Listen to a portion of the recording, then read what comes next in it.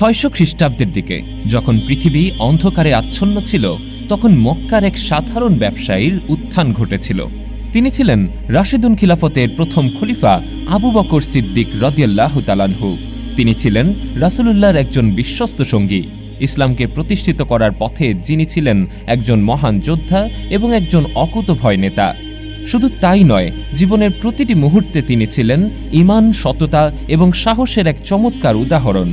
আজকের এই ডকুমেন্টারিতেই আমরা তুলে ধরব তার জীবনের গৌরবোজ্জ্বল মুহূর্তগুলো।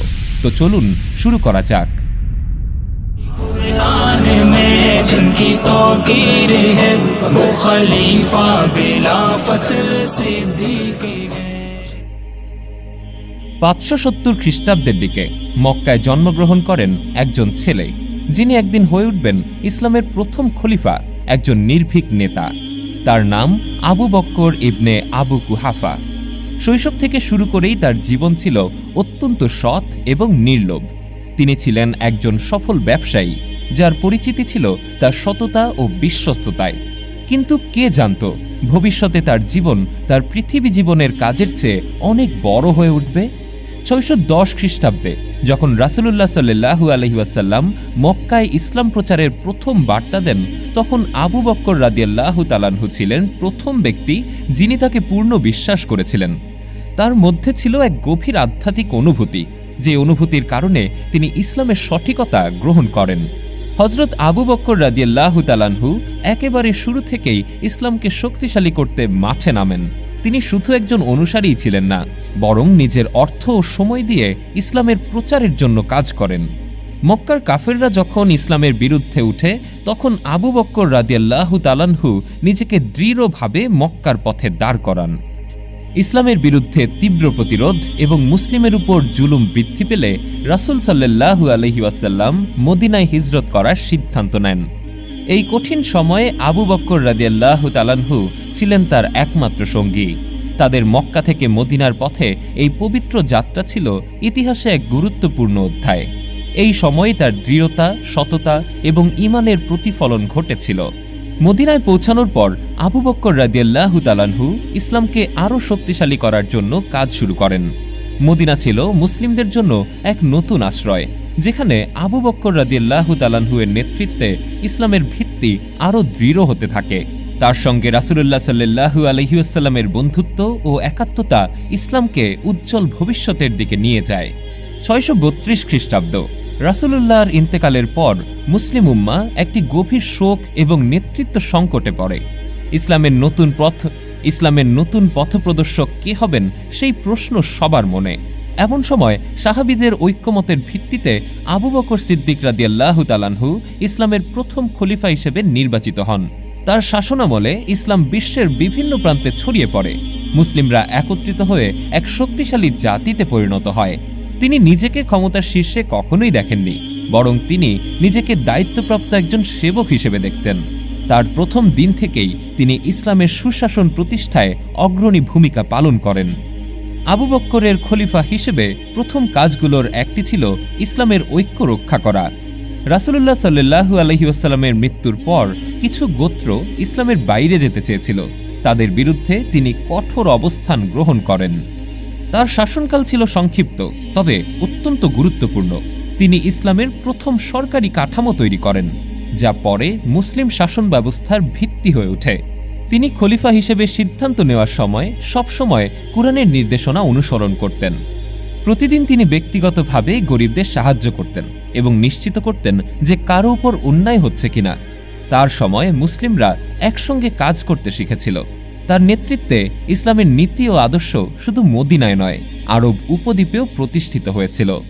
আবু বকর রাদিয়াল্লাহু তাআলা আনহু এর খলিফা হওয়ার প্রথম দিন থেকেই তিনি তার কর্ম দিয়ে প্রমাণ করেছিলেন যে ইসলামের নেতৃত্ব মানে সেবার জন্য নিজেকে উৎসর্গ করা। তার জীবন আমাদের শেখায় যে একজন প্রকৃত নেতা তার দায়িত্ব পালন করেন ন্যায় বিচার, সততা এবং মানুষের কল্যাণের জন্য। রাসূলুল্লাহ সাল্লাল্লাহু আলাইহি ওয়াসাল্লামের মৃত্যুর পর মুসলিম উম্মাহ একটি বড় সংকটের মুখোমুখি হয়। অনেক গোত্র তাদের ইসলাম থেকে সরে যাওয়ার ইঙ্গিত দেয় এবং যাকাত দেওয়া বন্ধ করে। এই চ্যালেঞ্জের মুখে আবু বকর দৃঢ় সংকল্প নিয়ে ঘোষণা দেন, আমি আল্লাহর পথে লড়াই করব যতক্ষণ না ইসলাম আবারও তার শক্তি ফিরে পায়।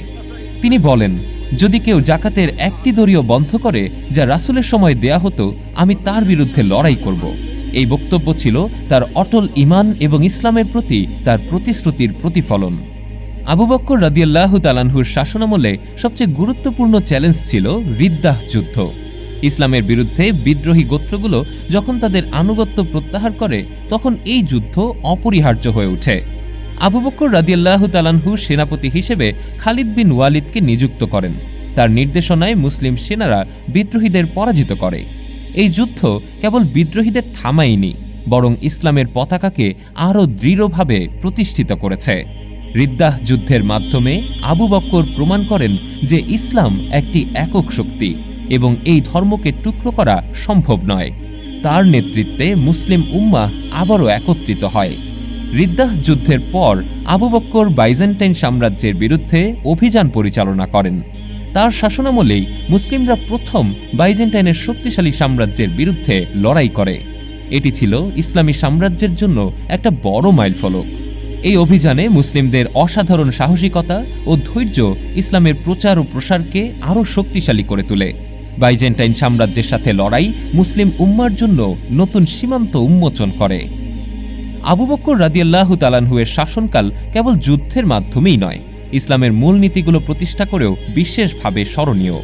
তিনি নিশ্চিত করেন যে কুরআন সংরক্ষিত থাকবে এবং রাসূলুল্লাহর সুন্নাহর অনুসরণে মুসলিমদের পরিচালনা করা হয়।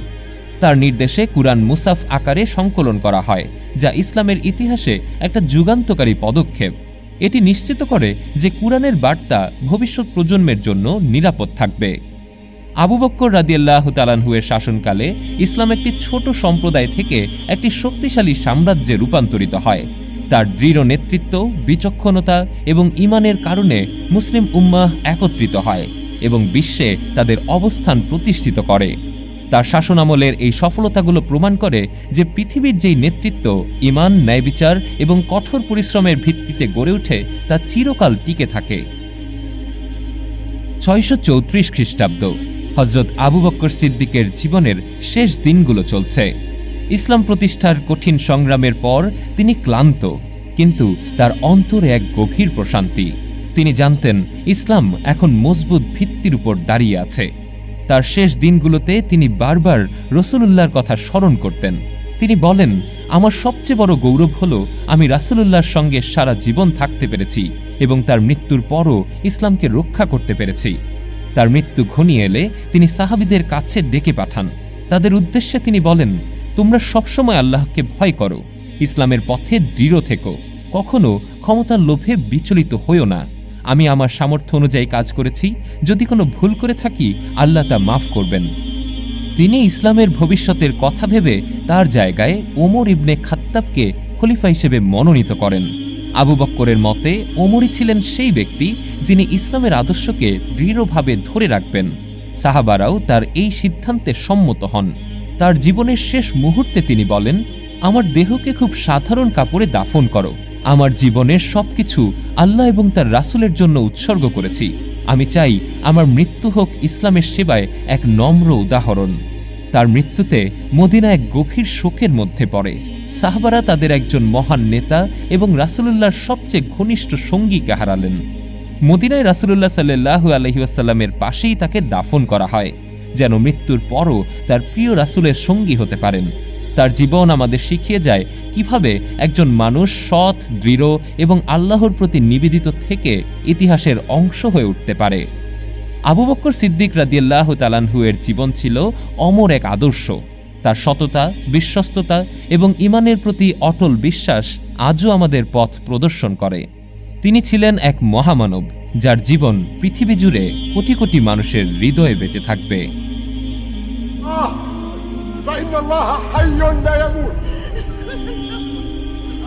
أعوذ بالله من الشيطان الرجيم कुरान में जिनकी तौकीर है वो खलीफा बिला फसल सिद्दीक़